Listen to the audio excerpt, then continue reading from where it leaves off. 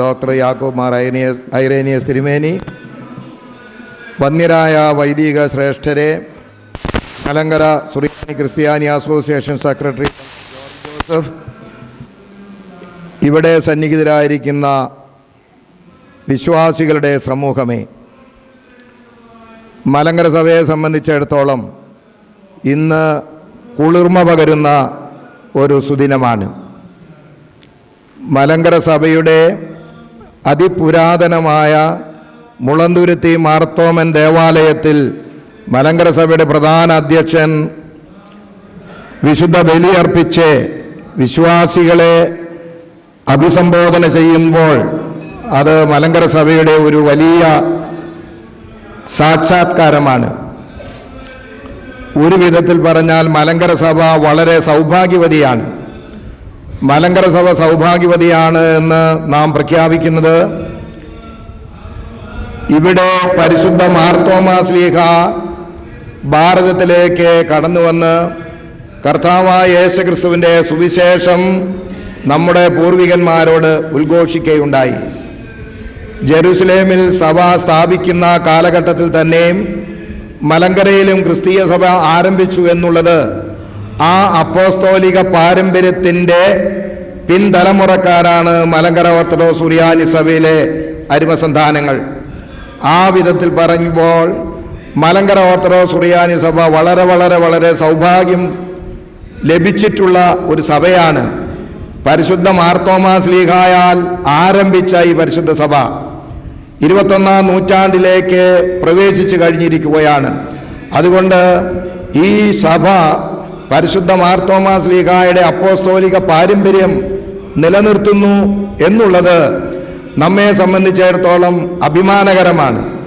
മാത്രമല്ല, കേരളത്തിൽ ഇപ്രകാരമുള്ള പരിശുദ്ധ മാർത്തോമാ ശ്ലീഹായുടെ പാരമ്പര്യം നിലനിർത്തുന്ന സ്വയം ശീർഷകത്വമുള്ള മേൽക്കോയ്മയില്ലാത്ത മറ്റാരുടെയും കീഴിലല്ലാത്ത മലങ്കര സുറിയാനി ഓർത്തഡോക്സ് മലങ്കര സുറിയാനി ഓർത്തഡോക്സ് സിറിയൻ സഭ എന്ന് പറയുമ്പോൾ അത് നമുക്ക് അഭിമാനമാണ്.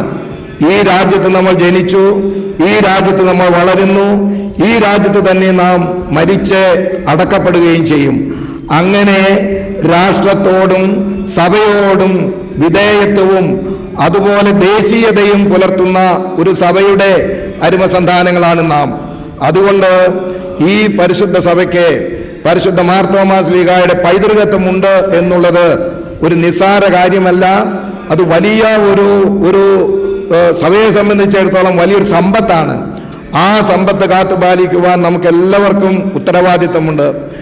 രണ്ടാമതായി മലങ്കര ഓർത്തഡോക്സ് സുറിയാനി സഭയെ സംബന്ധിച്ചിടത്തോളം 77 വർഷം പഴക്കമുള്ള ഒരു ഭരണഘടനയുടെ പശ്ചാത്തലത്തിലാണ് ഓർത്തഡോക്സ് സഭ ഭരണക്രമം നയിച്ചുകൊണ്ടേയിരിക്കുന്നത്. 77 വർഷം പാരമ്പര്യവും പഴക്കവുമുള്ള ഒരു ഭരണഘടനയാണ് നമ്മുടെ സഭയ്ക്കുള്ളത്. ഇന്ത്യ മഹാരാജ്യത്തിന് പോലും ഒരു ഭരണഘടന ഉണ്ടാകുന്നത് 1947 ശേഷമാണ്. എന്നാൽ അതിനു മുൻപ് 1934 തന്നെ ഈ സഭയ്ക്ക് ഒരു സ്വതന്ത്രമായ ഒരു ഭരണഘടന ഉണ്ടായി എന്നുള്ളത് ഒരു നിസ്സാര കാര്യമല്ല.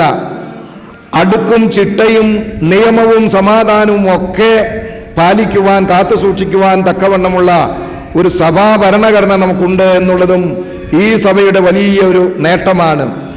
മറ്റൊരു നേട്ടമായിട്ട് ഞാൻ കാണുന്നത് പരിശുദ്ധ പരിമല തിരുമേനിയുടെ ബാല്യകാലം വളർന്നു വലുതായി ആ പരിശുദ്ധ പിതാവിനെ ഒരു പരിശുദ്ധന്റെ സ്ഥാനത്തേക്ക് എത്തിച്ച ഒരു ഇടവകയാണിത്. അതും നമുക്ക് വളരെ അഭിമാനകരമാണ്. പ്രിയമുള്ളവരെ, ഒരു വിധത്തിൽ പറഞ്ഞാൽ 1876 മലങ്കര സഭ അന്നത്തെ മലങ്കര മെത്രാപ്പോലിത്തായിരുന്ന പുലിക്കോട്ടിൽ ജോസഫ് മാർ ദിവന്നാസിയോസ് തിരുമേനി ഈ ദേവാലയത്തിൽ വെച്ച് ഒരു സുന്നകദോസ് വിളിച്ചുകൂട്ടി, അഥവാ മലങ്കര സുറിയാനി ക്രിസ്ത്യാനി അസോസിയേഷൻ വിളിച്ചുകൂട്ടി സഭയ്ക്ക് ഒരു പ്രത്യേക ഭരണക്രമം ഉണ്ടാക്കി. ഞാൻ വിചാരിക്കുന്നത് ഏറെ താമസിയാതെ മലങ്കര ഓർത്തഡോക്സ് സുറിയാനി സഭ ഈ മുളന്തുരുത്തി ദേവാലയത്തിൽ വീണ്ടും ഒരു അസോസിയേഷൻ വിളിച്ചു കൂട്ടാൻ സാധിക്കുമെന്നുള്ള പ്രതീക്ഷയാണ് നമുക്കുള്ളത്. പ്രിയമുള്ളവരെ, അത് നമ്മുടെ അവകാശമാണ്. 1876 ആദ്യമായി ഒരു അസോസിയേഷൻ വിളിച്ചുകൂട്ടി. പുലിക്കോട്ടിൽ ജോസഫ് മാർ ദിവന്നാസിയോസ് തിരുമേനി അന്നത്തെ മലങ്കര സഭയെ സ്നേഹിക്കുന്ന പരിശുദ്ധ പാത്രിയർക്കീസ് ബാവായുടെ പ്രധാന നിർദ്ദേശപ്രകാരം മലങ്കര സഭയ്ക്ക് 7 ഭദ്രാസനങ്ങളും 6 മെത്രാപ്പോലിത്തന്മാരെയും വാഴിച്ച ചരിത്ര സംഭവം നമുക്കറിയാവുന്നതാണ്. അതുകൊണ്ട് ഇനിയും ഈ ഓർത്തഡോക്സ് സഭയ്ക്ക്, മലങ്കര ഓർത്തഡോക്സ് സുറിയാനി സഭയ്ക്ക് ഒരു അസോസിയേഷൻ ഈ ദേവാലയത്തിൽ വിളിച്ചു കൂട്ടുവാനുള്ള എല്ലാ അവകാശങ്ങളുമുണ്ട്, അതിനുള്ള സൗകര്യവും ഉണ്ടാകും എന്നാണ് നാം പ്രതീക്ഷിക്കുന്നത്. പ്രിയമുള്ളവരെ, മലങ്കര ഓർത്തഡോക്സ് സുറിയാനി സഭ നീതിയുടെയും നിയമത്തിൻ്റെയും സമാധാനത്തിൻ്റെയും പശ്ചാത്തലത്തിൽ മുന്നോട്ട് പോകുന്നൊരു സഭയാണ്. ഇന്ന് നമ്മൾ ആഗ്രഹിക്കുന്ന അതുതന്നെയാണ്. സമാധാനം എപ്പോഴും ഈ സഭ ആഗ്രഹിക്കുന്നു എന്നുള്ളത് വസ്തുതയാണ്. അതുപോലെ തന്നെ നീതിയുടെയും നിയമത്തിൻ്റെയും ഒരു അടുക്കും ചിട്ടയുമുള്ള ക്രമാതീതമായ ഒരു ഭരണക്രമം നമുക്കുണ്ട്. നീതിയും സമാധാനവുമാണ് നമ്മുടെ മുഖമുദ്ര. അതിനുവേണ്ടി നമ്മൾ ആഗ്രഹിക്കുന്നു. അതിനായിട്ട് നാം വളരെയേറെ പീഡിപ്പിക്കപ്പെടുന്നു എന്നുള്ളതും വസ്തുതയാണ്. കർത്താവ് തൻ്റെ ഗിരിപ്രഭാഷണത്തിൽ പറഞ്ഞു, നീതി നിമിത്തം പീഡിപ്പിക്കപ്പെടുന്നവർ ഭാഗ്യവാന്മാരെന്ന്. അതുകൊണ്ട് സഭയ്ക്ക് ഏതെങ്കിലും വിധത്തിലുള്ള പ്രയാസങ്ങളോ വേദനകളോ പീഡനങ്ങളോ നമുക്ക് ഉണ്ടാകുന്നെങ്കിൽ അത് കർത്താവായ യേശുക്രിസ്തുവിന്റെ മുന്നമേയുള്ള മുന്നറിയിപ്പ് ഉള്ളതുകൊണ്ട് അതിൽ നാം അസ്വസ്ഥരാകേണ്ട കാര്യമില്ല. എപ്പോഴും നാം ആഗ്രഹിക്കുന്നത് നീതി ഉണ്ടാകണം, സമാധാനം ഉണ്ടാകണം.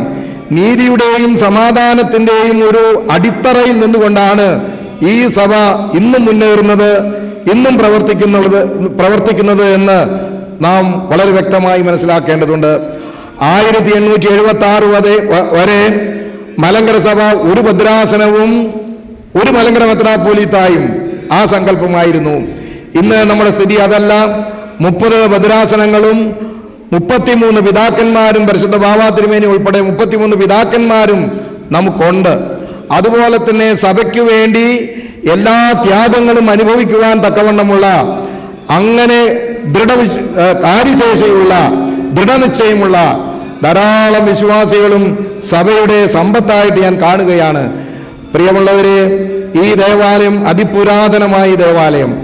ഇത് മലങ്കര സഭയുടെ അടിസ്ഥാനപരമായ അവകാശപ്പെട്ടൊരു ദേവാലയമാണ്.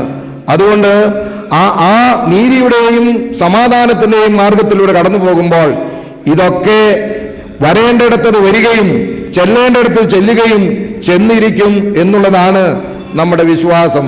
ഞാൻ എൻ്റെ വാക്കുകളിലൂടെ ദീർഘിപ്പിക്കുന്നില്ല. ഇന്ന് പല വിധത്തിലും നമുക്ക് വളരെ സന്തോഷമുള്ള ഒരു സുദിനമാണ്. പരിശുദ്ധ വട്ടശ്ശേരി ജോസഫ് മാർ ദിവന്നാസിയോസ് പിതാവിൻ്റെ ഓർമ്മ പെരുന്നാൾ ദിവസം കൂടിയാണ് ഇന്ന് ഈ ഇടവകയെ സംബന്ധിച്ചിടത്തോളം. അദ്ദേഹത്തിൻ്റെ പെരുന്നാൾ നാളെ കഴിഞ്ഞാണ്.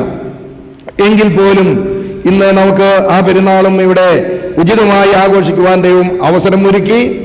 അതുപോലെ തന്നെ എല്ലാ വിധത്തിലും നമുക്ക് സഭയുടെ സമാധാനവും സഭയ്ക്ക് ലഭിക്കേണ്ട നീതിയും ഇത് രണ്ടും നമ്മുടെ ഒരു പ്രധാനപ്പെട്ട പ്രതീക്ഷകളും പ്രധാനപ്പെട്ട അവകാശവുമാണെന്ന് ഇത്തരുണത്തിൽ ഓർമ്മിപ്പിക്കുവാൻ ഞാൻ ആഗ്രഹിക്കുന്നു. എൻ്റെ വാക്കുകളിലൂടെ ചുരുക്കുകയാണ്.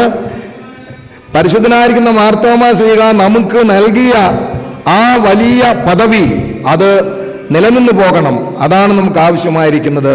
ഒരു ഇന്ത്യൻ ഓർത്തഡോക്സ് സഭ എന്നുള്ള സങ്കല്പം നമുക്കുണ്ട്. അത് നമ്മൾ നിറവേറ്റിയേ പറ്റൂ. അതിനായിട്ട് എല്ലാ സാഹചര്യങ്ങളും ദൈവം നമുക്ക് ഒരുക്കി തരുമെന്ന് പ്രത്യേകമായിട്ട് ഞാൻ പ്രാർത്ഥിക്കുന്നു. അത് സാധ്യമാവുകയും ചെയ്യും. എൻ്റെ വാക്കുകളോട് ചുരുക്കുകയാണ്. ഈ സമയത്ത് ഇവിടെ സന്നിഹിതരായിരിക്കുന്ന എല്ലാവരെയും ഈ ഇടവകയെയും ദൈവം തമ്പുരാൻ വാഴ്ത്തി അനുഗ്രഹിക്കട്ടെ എന്ന് പ്രാർത്ഥിച്ചുകൊണ്ട് ഞാൻ എൻ്റെ വാക്കുകൾ ഇവിടെ ഉപസംഹരിക്കുന്നു.